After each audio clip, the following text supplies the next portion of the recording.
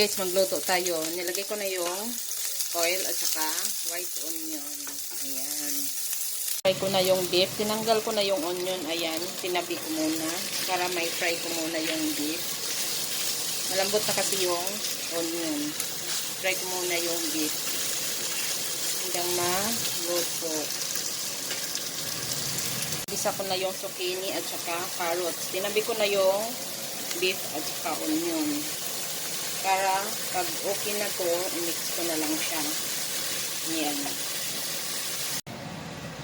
Yan guys, nilagay ko na ang onion at saka beef. Tapos mayroon tayong crab stick. Mamaya na yan. Kasi mabilis lang yan luto. Mix lang natin yan guys. Hanggang maging okay. Luto na ang ating zucchini noodles. Ayan.